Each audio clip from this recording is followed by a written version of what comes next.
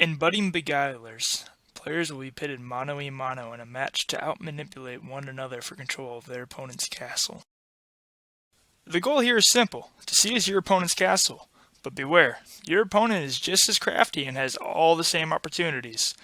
You'll each be able to create a number of units that will serve as the foundations of your strategy. Once the game begins, however, it's up to your creativity and your ability to manipulate that will employ the winning strategy. Emergent gameplay is the key, with player decisions being unique to each match. In the example, the first image shows the player scouting out his opponent's base. Let's say that he somehow became suspicious of that large unit, and decided to call his opponent's bluff, unaware of the real threat lying in wait behind the mountains. While the player may feel successful for having seen through one ruse, they'll quickly be panicking once they realize that they've actually been ambushed. Here are two pertinent rules. Unit sizes will affect the amount of tiles that players can move their units. For example, a unit containing 16 to 40 soldiers can move 3 spaces per turn, but a unit containing 56 to 70 can only move once per turn. The only exception would be the foe units, who can all move 3 spaces regardless of their size.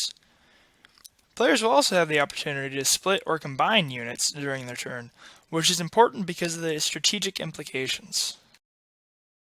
Our theme is an alternate medieval reality, where warfare has gone through its own sort of renaissance, becoming less about being gentlemanly and more about outwitting your enemy for utter dominance. Two similar games are Armello and chess.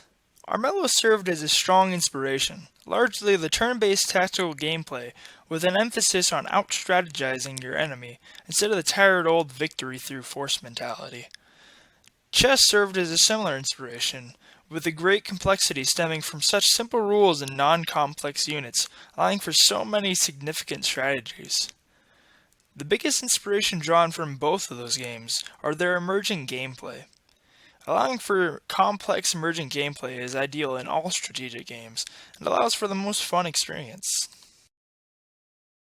There are no projects that pose no risks, and as fledgling designers, there are risks in all aspects. But specifically for this project, it's the difficulty of creating fun emergent gameplay. Designing the systems that will handle the units will be particularly difficult, as well as programming them.